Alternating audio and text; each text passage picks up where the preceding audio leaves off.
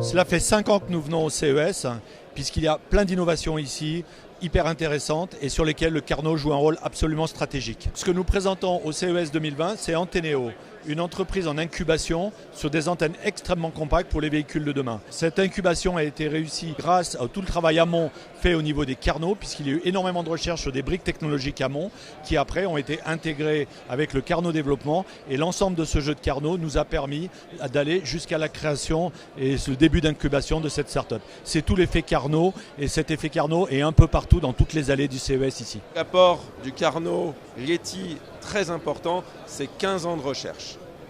Les antennes, c'est de l'électromagnétisme, ça mobilise des questions scientifiques et nous arrivons aujourd'hui à ce type de résultat parce qu'au Leti, à Grenoble, il y a eu des travaux pendant de nombreuses années autour des questions fondamentales de l'électromagnétisme. Les autres briques que nous touchons avec le Carnot sont des briques liées au domaine de la transition autour de la santé, également sur l'intelligence artificielle embarquée, qui est le grand domaine sur les 5 à 10 prochaines années qui vont nourrir le Leti. Les deux autres domaines sont sur le LIDAR, et notamment le LIDAR intégré, qui est une manière de détecter à distance ce qui se passe et ce que la voiture devra intégrer comme changement, et le domaine des antennes et de la 5G. C'est un système destiné à compléter le transport public par des petits véhicules électriques emboîtables qu'on peut trouver au hub de transport public. Donc voilà, Carnot joue un rôle absolument crucial dans ce développement de la mobilité de demain que nous anticipons déjà aujourd'hui. Cette année, nous présentons au CES plusieurs démonstrateurs autour de la mobilité. Je vais évoquer brièvement 3 d'entre eux.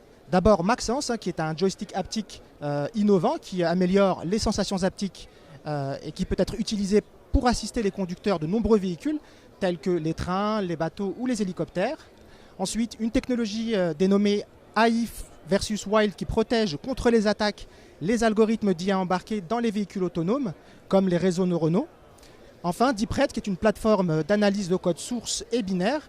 Il s'agit d'une technologie indispensable dans le cadre de la mobilité du futur, puisque de nombreux logiciels sont utilisés pour des fonctions critiques, et qu'il est donc indispensable de prouver formellement que ces logiciels sont sûrs. Voilà. Donc ces 3 exemples illustrent la manière dont nous mettons en œuvre nos compétences pour bâtir avec nos partenaires la mobilité de demain. Le deuxième Grand Prix donc est en fait soutenu par l'un des instituts Carnot français, le Carnot TSN, Télécom et Sociétés Numériques. C'est le premier Carnot en fait dans les technologies de l'information et de la communication, avec 1500 chercheurs, 50 plateformes technologiques et 80 brevets.